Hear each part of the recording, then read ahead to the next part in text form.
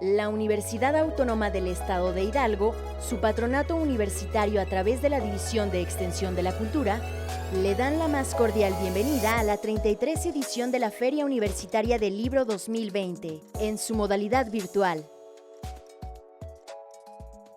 Muchas gracias a todos por estar aquí, por escucharnos. Primero que nada, los agradecimientos como debe de ser.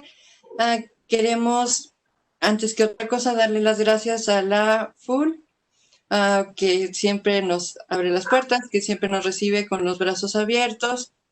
En esta ocasión, brazos virtuales, pero que siempre nos recibe con los brazos abiertos. Entonces, muchas gracias a la FUL, al Encuentro de Traductores por la invitación. Como sabemos, en esta ocasión los brazos virtuales vienen muy ad hoc con el tema tanto de la feria como del encuentro de traductores, la inteligencia artificial, en esta primera full virtual por las circunstancias que todos conocemos, y coincide también con el centenario del nacimiento de Isaac Asimov, que como todos sabemos, él predijo de alguna manera la existencia del Internet, que como él mismo reconocía al final, se equivocó en la forma, no en el fondo, pero en la forma, porque en vez de ser una gran computadora que almacena de todo el universo, somos muchas computadoras, muchas inteligencias, muchas memorias conectadas para que todos podamos compartir y que el conocimiento sea de todos. Entonces, felicidades a Asimov. Quiero dar las gracias también a mi colega Antonio Sarmiento, que es quien tuvo la iniciativa de que participáramos con esta ponencia. Desgraciadamente él por trabajo no nos pudo acompañar, pero bueno, sirvió su iniciativa para que estemos aquí reunidas el día de hoy. Y sobre todo quiero dar las gracias a mis colegas que aceptaron la invitación de venir a compartir desde sus distintas perspectivas. Tenemos, por ejemplo, como ya escucharon en la presentación, una de las colegas tiene su propio despacho de traducción, como una empresa, tiene que encontrar el espacio para negociar con los clientes, etcétera. Tenemos otra colega que trabaja en una empresa de tecnología totalmente dedicada ella a la cuestión de traducción, pero desde una empresa, una gran empresa de tecnología. Otra de las compañeras ha colaborado en diferentes organismos, instituciones públicas y privadas. Comentábamos hace rato con las colegas que muchas veces es como la metáfora de que llega uno a la fiesta y está el elefante blanco en medio de la sala y todo el mundo habla de cualquier otra cosa y nadie se refiere a ese enorme elefante, porque tenemos a lo mejor miedo de qué va a pasar si nos va a absorber la traducción por computadora, porque vemos que muchas veces ya los clientes están generando sus propios contenidos y en el mejor de los casos se dan cuenta que no está el resultado como hubieran esperado y nos lo mandan ya para corrección. Seguramente aquellos de ustedes, estudiantes y colegas que estén viendo esta transmisión, han visto el meme de cuánto te cobro si lo hago yo, cuánto te cobro si lo haces tú y yo te lo corrijo, o cuánto te cobro si lo haces tú, pero no lo hiciste tú, sino que lo hizo una plataforma de automática y luego me lo mandas y obviamente el precio va incrementándose, ¿no? Entonces, vemos que el resultado no siempre es el idóneo. ¿A qué se debe esto? Principalmente a que va a depender muchísimo de la calidad del texto con el que nosotros alimentemos esa memoria de traducción o esa herramienta de traducción automática, esa plataforma que todos conocemos, ya sea Google Traductor o DeepL.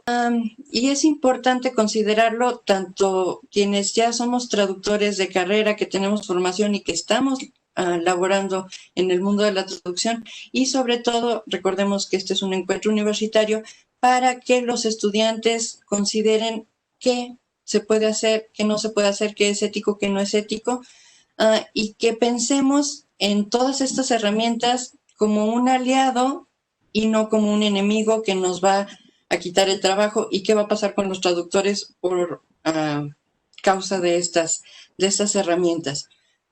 Quisiera plantear un último punto antes de empezar a comentar agregas. La cuestión ética.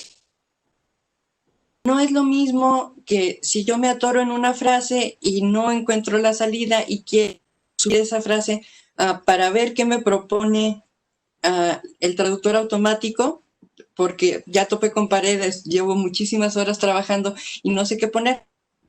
No es lo mismo subir una frase que alimentar todo el documento y sin tener precaución de cuestiones de confidencialidad, si incluye o no incluye datos confidenciales, porque recuerden, sobre todo los chicos que apenas están estudiando, todo lo que nosotros subimos a Google Traductor, a DeepL, se queda ahí y puede contener nuestra información, datos confidenciales, nombres de personas. Bueno, entonces quisiera pasar ahora ya a las preguntas como tal que tenemos preparadas para la sesión. Le voy a dar la palabra a mi colega, la maestra Emma Sentíes, que quería preguntarte, Emma, como habíamos comentado, ¿cómo sientes tú que está permeando toda la cuestión de la traducción automática o asistida por computadora en los clientes, en los empleadores o en los usuarios? ¿Qué ventajas o desventajas implica la traducción automática y la traducción asistida por computadora desde el ámbito económico y desde competencia comercial, tanto para el traductor como para su mercado? Hola Marta, buen día a todas y a todos. Y también gracias a Antonio, que ya no pudo estar acá, por abrirnos el espacio. Me alegra mucho poder participar con todos ustedes. Antes de responder, yo quisiera pedirles que escuchen mis comentarios con sus respectivas reservas, pues son producto de mi experiencia, mis inquietudes, están permeados por mi idiosincrasia. Naturalmente no son universales, no son recetas y dependen de las circunstancias. Van dirigidos sobre todo a los estudiantes, como mencionó antes Marta, a quienes quizá podría serles de utilidad conocer estas experiencias. Dicho esto, respecto de las ventajas y desventajas, lo que he notado es que estas están determinadas por cómo se usa la herramienta y quién exige su uso. Para explicar esta idea, voy a distinguir tres modalidades en las que un traductor interactúa en el mercado. Una, cuando presta sus servicios directamente al cliente; otra, cuando presta servicios a una agencia; y una tercera, cuando logra dirigir un departamento de traducción en una empresa de otro tipo. Al interactuar directamente, he recibido yo dos tipos de cliente pensando en el uso de estas herramientas. Clientes con petición concreta de que se le entregue una traducción de una manera determinada en un momento determinado según sus necesidades, y aquellos clientes que conocen las herramientas y demandan descuentos derivados del uso de estas herramientas. El primer caso de cliente directo es donde yo creo que el traductor obtiene el mayor beneficio. Cuando un traductor domina las herramientas, y he de decir la verdad, en muchas ocasiones solo si las domina, puede reducir tiempos de trabajo, aunque esto es directamente proporcional a la calidad de traducción que haga por la herramienta, ya sea traducción asistida por computadora o traducción automática. A su vez, esto significa entregas más rápidas o tiempos más obligados para revisión y control de calidad, lo que va a beneficiar por un lado al cliente cuando tiene márgenes de entrega apretados, ya que es posible satisfacer sus requerimientos sin detrimento de la calidad o consistencia del texto. Por otro lado, va a beneficiar al traductor, pues este puede trabajar con mayores volúmenes de texto sin afectar sus periodos de descanso y de evolución, que también son importantes. Por su parte, los clientes que tienen conocimiento general de las herramientas, sobre todo cuando estos necesitan un volumen considerable de texto, demandan descuentos derivados del uso general de la herramienta, y en estos casos yo me tomo un tiempo para desmitificar algunas creencias. Por ejemplo, una traducción automática o que viene de la memoria de traducción, tal como se encuentra recién salida de la herramienta, no está lista para entregarse. Aun cuando después de revisar esa traducción resulta que no hay correcciones pertinentes, esto solo lo podemos saber después de hacer la revisión, lo que implica preparación y tiempo de trabajo de traductor.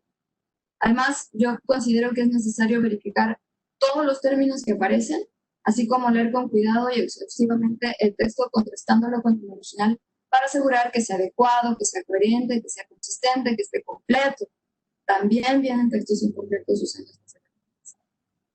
Uno de los peligros es revisar con exceso de confianza y entonces no notar fallas que haya que corregir. Y en este sentido, una expectativa demasiado alta respecto de la calidad de la traducción podría llevar a la entrega de un documento final con una calidad inferior a la requerida. Eso es importante, ¿no? No una calidad inferior en general, sino a la que se requiere, lo que puede traer consecuencias como gastos o dificultades después debido a que hay fallas en la entrega del mensaje, en la comprensión del texto. Asimismo, una expectativa demasiado alta respecto de la calidad del texto lleva a la conclusión de que los precios deberían abaratarse. Y esto en ciertos sectores puede implicar una casi nula oferta de servicio de calidad. Y yo creo que esto ha llevado al fenómeno que hemos visto, por ejemplo, en algunas traducciones de instructivos, que a todas luces cuando las hemos de muy mala calidad. La segunda modalidad de la que les estoy hablando es la que ya les mencioné, la interacción con las agencias de traducción. Esta creo que merece una reflexión especial. Aquí no me voy a extender mucho, pero vale la pena mencionarlo. Pues estas herramientas pueden facilitar una colaboración justa y que garantiza la supervivencia económica de la agencia, que además no es menor que provee empleos a distintos tipos de empleos, no solo al productor. Sin embargo, también puede convertirse en un pretexto para infravalorar el trabajo de los traductores, quienes en estos casos reciben una remuneración injusta respecto del trabajo que realizan. Así que al decidir colaborar o no con una agencia que aplica tarifas especiales o más bajas cuando se trata de traducción asistida o automática, yo pienso que es necesario considerar qué tareas espera exactamente que realice el traductor respecto de la tarifa que se está proponiendo. Además, también tener en cuenta quién provee la licencia, el equipo para usar la herramienta, quién ofrece la capacitación, cuánto tiempo ha invertido el traductor en esta capacitación, quién va a ofrecer asistencia técnica en caso de problemas cuando la herramienta no quiera funcionar como se debe. Por supuesto, también va a afectar nuestra situación económica, financiera, el prestigio profesional que hemos construido o no hemos construido o que estábamos construyendo, el tipo de cliente o agencia con que estamos eligiendo trabajar y el servicio, la calidad de servicio que somos capaces de proveer. En general, yo tengo la impresión de que la reducción de costos, el aumento de ganancias y la variación de los precios respecto del traductor, la agencia y el cliente depende de la capacidad del traductor, tanto en el uso de la herramienta como en la labor de traducción, y que va a estar determinado por una parte por lo mínimo que el traductor está dispuesto a recibir por aplicar los diversos conocimientos que ha ido adquiriendo, respecto del máximo que el cliente esté dispuesto a ofrecer a ese traductor para una tarea muy determinada. Lo que también significa que no importa qué se traduce, para qué se traduce y quién está traduciendo. Y respecto a la tercera modalidad, la de un traductor que ofrece beneficios directos a una empresa con gran demanda de textos a través de la implementación de las nuevas tecnologías, aunque yo no he estado en esa circunstancia, me puedo dar cuenta que para llegar a esa posición se debe construir una relación de confianza con la empresa. Eso es muy importante, tener acceso a las personas responsables de tomar decisiones, de abrir ese departamento y ser capaz de presentar una propuesta económicamente conveniente para todas las partes. Y para ello, pienso que el traductor debe planear su carrera de manera que se prepare en el manejo y la implementación de las herramientas de traducción, en el diseño de estas herramientas y también para asumir tareas directivas, no solo para realizar la labor de traducción. En estos casos, las herramientas pueden ofrecer ahorros de tiempo, dinero y esfuerzo a la empresa, por un lado, y por el otro, ampliar la capacidad del traductor para manejar grandes volúmenes de traducción con poco o nulo personal y con ello contribuir a su estabilidad laboral. Esta creo que es esta manera de trabajar me parece que es de las más difíciles para mí. Finalmente, creo que es importante destacar la utilidad de los traductores automáticos de uso libre y gratuito, como Google y los demás que mencionó Marta. Aquí el usuario, consciente de sus propias deficiencias y de las deficiencias de la herramienta, se vale de ellas para sobrepasar obstáculos lingüísticos con un rango de error aceptable por el tipo de texto. Y en ese contexto, su utilidad es, no se puede superar, ¿no? Por supuesto, también hay que recordar lo que ya nos mencionó Marta, de la exposición de los datos y la información cuando se usan estas herramientas, sobre todo si son de uso general-masivo, como se ha mencionado. Para cerrar la pregunta, Marta, yo pienso que las herramientas de traducción automática y asistida definitivamente tienen reducción de tiempo y de trabajo manual para el traductor. Sin embargo, desde mi perspectiva, la verificación de la consistencia, la coherencia, la adecuación de la traducción todavía dependen en última instancia del conocimiento del traductor y cómo éste emplea la herramienta. Por lo que el mito de la traducción ya hecha puede llevar a tarifas castigadas para el traductor cuando el traductor tiene poca posibilidad de negociación. Y con eso yo termino mi participación. Gracias. Tienes toda la razón, son puntos súper importantes. La pregunta que le quiero plantear a mi colega Carmen, ¿de qué manera podemos incorporar o por qué incorporar el uso de la traducción asistida por computadora o de la traducción automática a la formación y a la labor del traductor? ¿Y qué límites o fronteras consideras tú que deben cuidarse en este aspecto? Buenas tardes, Marta. Buenas tardes a todas y a todos. Es un gusto estar aquí. Al igual que Emma, hago la aclaración de que lo que voy a expresar ha sido mi opinión y mi experiencia con base en lo que he desempeñado. Así que podríamos empezar por plantearnos todo este panorama que nos ha ofrecido Emma, cómo se ve reflejado en cifras. Por ejemplo, la traducción automática o la traducción asistida por computadora. Hay estudios en México donde nos muestran que en 2014, 61% de los traductores de esa encuesta sí utilizaba nuevas tecnologías. Entonces, empieza a ser algo ya cada vez más involucrado en la labor del traductor. Por otra parte, el estudio de encuesta sobre la traducción y la interpretación en México de 2017 de la Fundación Italia Moraita nos enseña que 37.38% ocupa las herramientas de traducción asistida. Entonces, estamos en un panorama donde la traducción asistida, como bien mencionaba Marta, sí es el elefante blanco, pero ya nos está alcanzando a todos. Aparte de hablar de los puntos importantes que ya se han mencionado, cabe mencionar una parte que es el control de la calidad de esa traducción. Muchas veces no se está vinculado a una palabra como tal que se llama posedición. Muchas veces es parte inherente del trabajo del traductor en las organizaciones. Pero ahora vamos a tratar este tema. La posedición requiere varias cosas. Primero, ¿qué es la posedición? Saber que es mejorar la calidad de una traducción que es producto de una traducción asistida de computadora. Cuando hay grandes volúmenes de información, es necesaria esta supervisión por los traductores humanos y se ocupa principalmente en empresas multinacionales, en sectores especializados o incluso en organismos internacionales. ¿Qué perfil requiere una persona que está involucrada en esta acción? Sí, requiere un traductor un poco más experimentado, un traductor que ya esté involucrado en el tema, que pueda realizar estas tareas de revisión del contenido y que sepa un poco de la gestión completa del proyecto, en qué parte él se ubica. Y si vamos a esta demanda de posedición, hay un contraste entre 2014, donde hay un 1% de demanda por posedición de varias agencias o de organismos, por un 2.48% en el 2017 en los estudios antes mencionados. Entonces, si también lo planteamos no solo en la esfera de México, sino también en algún otro país como es España, tenemos que el uso de traducción automática y posedición en las empresas de servicios lingüísticos españoles de 2016 nos mencionan que 20% de las empresas no ofrecen posedición y 10% siguen siendo reticentes a poder aceptarlo. Creo que primero tendríamos que opinar un poco sobre cómo estamos viendo la traducción asistida por computadora. Si bien es cierto que hay que cuidar cuestiones de confidencialidad, como en un momento se dijo, también pueden ser un gran aliado para nosotros como traductores.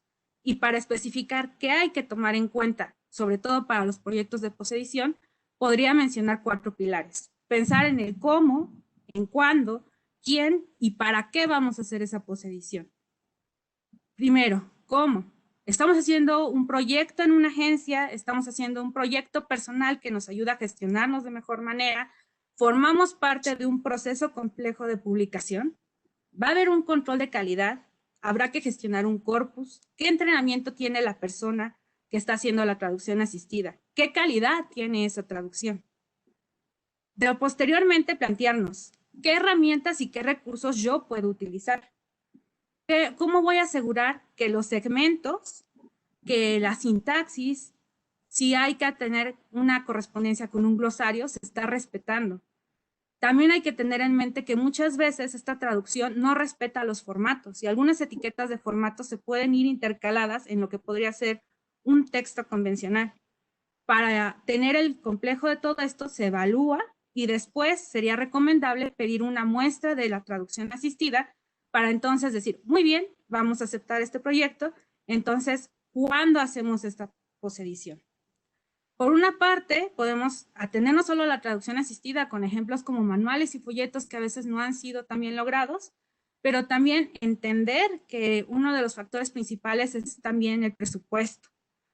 Como ya mencionó Emma, a veces las tarifas son más castigadas y se evalúan menores a la traducción, entre un 50 y un 70%. Entonces, ¿quién va a aceptar este tipo de trabajo o por qué hacerlo? Primero, ¿por qué? Porque puede ser parte de un gran proceso, distinguir entre una información que puede ser un insumo y una publicación final. Segundo, ¿quién podría abordarlo? Podemos ser tanto un traductor o la realidad es que también lo hacen expertos en el tema, aunque lo ideal y lo que afortunadamente he podido colaborar de esta manera es haciendo una mancuerna entre el traductor que tiene todos los conocimientos lingüísticos y los expertos en el tema. ¿Y para qué? Bueno, aquí cabe distinguir 2 niveles de posedición. La total o full o human quality, que es la que refiere a una adecuación y fluidez, que el texto final sea publicable, que todo el mundo lo entienda, pero requiere, por supuesto, mayor esfuerzo, o una light o good enough, que es solo facilitar la comprensión. ¿Cuándo se ocupa esta segunda? Por ejemplo, si es un conocimiento técnico de algún nuevo producto en la industria automotriz, entonces tal vez no sea tan necesario tener la publicación completa. Solo va a haber una entrevista, una reunión, y es necesario conocer los términos en ambas partes. O sea, va a ser un uso interno, va a ser un insumo. Y quizás, posiblemente, después se haga una traducción publicable. Con esto podemos ver que el panorama de la traducción asistida o automática no solo se limita al producto que ésta genera, sino al proceso que debe haber idealmente posterior a su producción, hacer un control de calidad. Ahora, respondiendo a cómo se debe de incorporar esto a la formación de nuevos traductores, hay que aceptarlo como una realidad. Hay que empezar a que las nuevas generaciones visualicen estos campos, a que lo vean incluso como un plus o un extra que pueden hacer la diferencia a grandes rasgos en su currículum y sobre todo distinguir que todo esto se debe hacer siguiendo los criterios tanto del cliente como los criterios éticos, con responsabilidad, cuidar la confidencialidad. Estamos manejando materiales que muchas veces no han sido publicados, materiales que no pueden estar alojados y que por ende pueden afectar tanto nuestra reputación como nuestra carrera futura. Con esto concluyo mi colaboración y muchas gracias. Muchas gracias, Carmen. Creo que tienes toda la razón. Retomando justamente la cuestión de la formación, sí tenemos responsabilidad de que son datos que, como dices, no pueden estar alojados ni disponibles ni han sido publicados. Entonces eso es una cuestión súper importante para tanto los formadores de traductores como las personas que están en su proceso de formación. Por último, Carla, te quería plantear un par de preguntas, por favor. Número 1, ¿cómo se incorporan las herramientas tecnológicas para la traducción en las grandes empresas? Y cómo te parece que se inserta el traductor profesional dentro del mundo corporativo. Hola, Marta, muchas gracias por la invitación y pues la oportunidad de tener estas compañeras de presentación. Pues sí, todo lo que dicen es verdad, ¿no? Yo voy a comentar, bueno, responder a tu pregunta basada también en mi experiencia. Eh, pues mi experiencia se ha formado como en dos áreas así muy marcadas, muy diferentes, muy apartes y al mismo tiempo.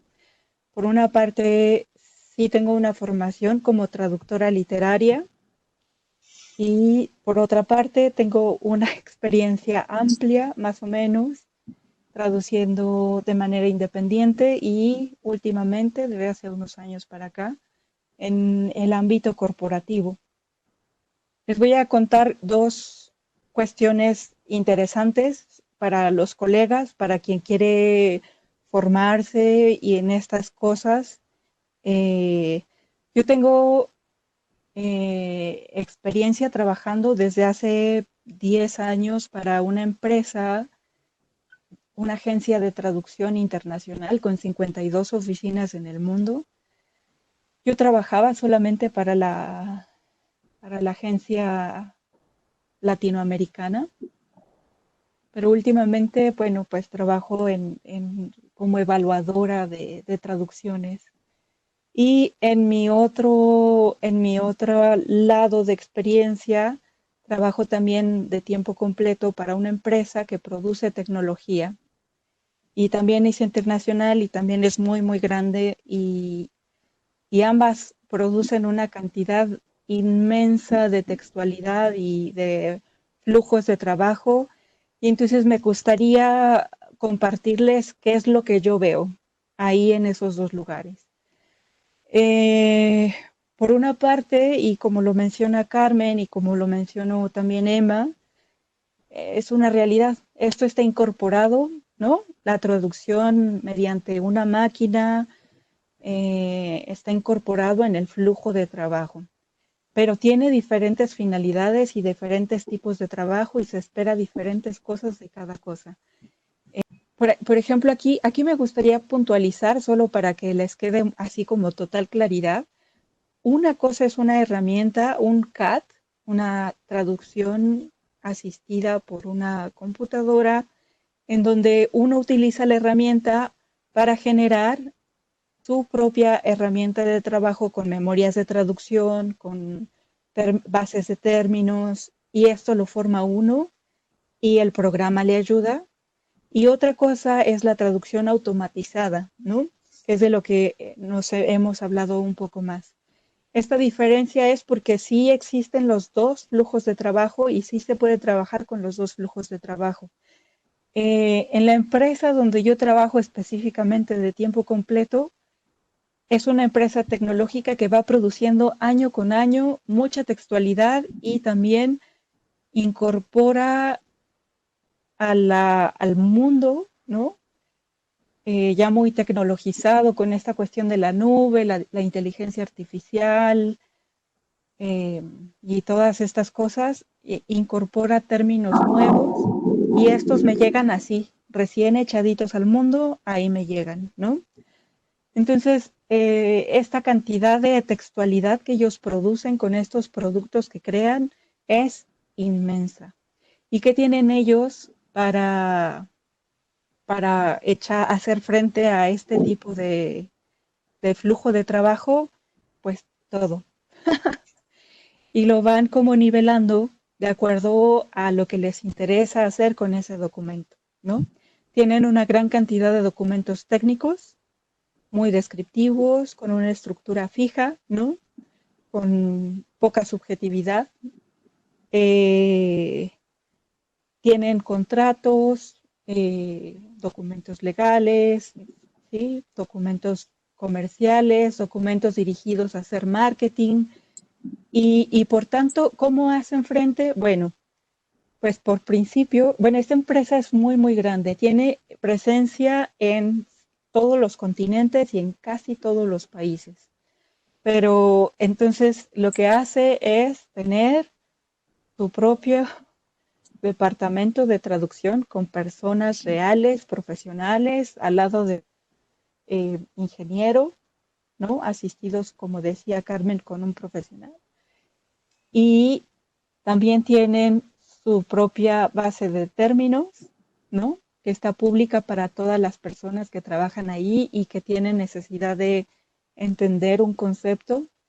Tienen su propia herramienta Google Translate, pero de ellos, ¿no? Que por cierto hice una comparación y es muy buena y de hecho mucho mejor para estos documentos técnicos que a ellos les interesan, mucho mejor que Google en su ámbito, ¿no? ¿Y qué más tiene? Tiene gente como yo, que está al lado de quien hace marketing, que está encargado como de la traducción o de la lingüística o de la lengua fina. Si van a hacer una publicidad, si van a crear un slogan, si van a hacer algo que va a ser muy visible, ahí tienen a una persona y lo revisan y lo revisan, aunque a veces hay que recordarles, ¿no? Se tiene el estigma de que si tú escribes mal, se sabe de dónde viene y por qué viene, ¿no? Ah, está hecho en China, por eso está así. Entonces, como mi misión, por ejemplo, es impedir a través de la lengua que se tenga esta sensación de, ah, lo hizo, ¿no? Una maquinita allá en China y ya está. ¿Hay espacio para las personas? Pues sí. Sí, o sea, esta fineza en la lengua aún necesita de todo este sistema de niveles, de a quién va, qué quieres hacer con este texto, quién lo va a ver, si va a ser altamente visible como publicidad en aeropuertos y tal, o no. Y es un documento técnico que les va a servir para cumplir con un trámite y ya está, ¿no? Entonces ahí estamos las personas aún del lado de la máquina contribuyendo y ampliando y mejorando y corrigiendo y refinando esta información que producen las máquinas. Sí se están volviendo refinadas estas participaciones de las máquinas, sí, pero no me parece que logren este refinamiento de la lengua al fin y al cabo, ¿no? Sí tenemos que estar al lado de, ya estamos al lado de, ¿no? Ya estamos al lado de, pero estamos. Eh, Eso creo que con eso me gustaría concluir mi participación. Gracias, muchas gracias, Carla. Pues bueno, justamente si quieren comentar algo más en relación a este último punto que menciona Carla, creo que nos quedó muy claro por las participaciones de todas las colegas que no, por lo menos no en un futuro ni siquiera visible, va a sustituir la máquina o el traductor automático o la traducción asistida por computadora al trabajo humano. Nos comentaba justamente la parte más fina, la parte más cuidada, el trabajo más delicado, todas las cuestiones que tienen que ver con confidencialidad, como decía Carmen, todo eso lo vemos ya en el trabajo de postedición, en la cuestión final, donde ya se puede incorporar, reunir toda esta serie de conocimientos, toda esta serie de herramientas, y últimamente es el ser humano quien lo tiene que retomar. Quisieran hacer un último comentario breve a este respecto. Planteo la pregunta abiertamente. ¿Creen ustedes que en algún momento la computadora pueda sustituir o las memorias de traducción o la traducción automática pueda sustituir al traductor humano? Emma, ¿quieres empezar?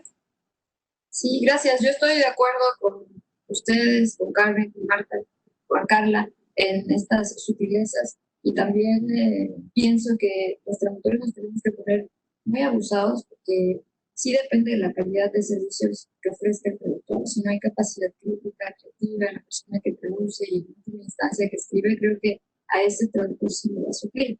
Si eres capaz de ofrecer soluciones adecuadas, de tener un servicio integral que oriente a tu cliente sobre el manejo, sobre el uso del texto, el contexto de traducción determinado, como lo escribían Carla y Carmen en su momento, yo creo que ahí te necesitan y por supuesto hay mercado, pero el mercado de trabajo en estas circunstancias pienso que sí definitivamente se reduce, así que hay que ponerse las pilas en eso. Así es, tienes toda la razón. Tenemos que seguirnos preparando y estar listos para estas transformaciones y para aprovecharlas como un aliado. Carmen, ¿algún comentario de cierre al respecto? Sí, la misma sintonía que hemos estado hablando todo este tiempo y lo que acaba de decir Emma. Hay que ser adaptables a lo que se está requiriendo en la actualidad. Hay que verlo no como tener que gastar un poco más en especializarme, sino como esta que me puede brindar permanecer en el mercado. La traducción todavía requiere de nuestra participación por esas finezas que explicaba Carla, por como hemos visto en algunos otros ejemplos, pero sí es necesario que si hace 10 años no nos planteábamos la posibilidad de incorporarlo desde la formación, ahora lo hagamos y ahora tengamos un panorama más amplio al respecto. Por el momento seguimos y habrá que seguir preparándonos. Así es, la preparación constante y, como dices, la flexibilidad y la capacidad de adaptación. Muchas gracias. Carla.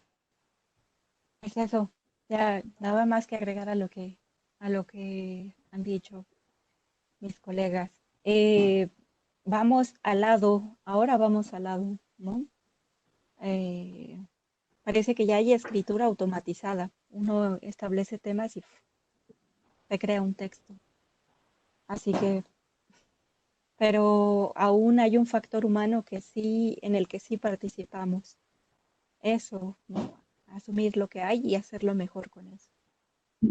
Así es, sabemos, como dices, que la traducción literaria, la traducción para humanidades es muy difícil que lo llegue a hacer en ningún momento la computadora, directamente la máquina, pero también siempre está el factor humano y el factor de empatía con el usuario final, con el lector de ese material, que solamente lo podemos hacer los seres humanos.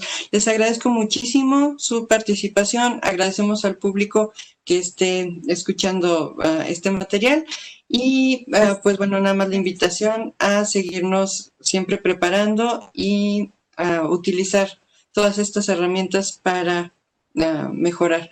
Muchas gracias a todos y buenas tardes.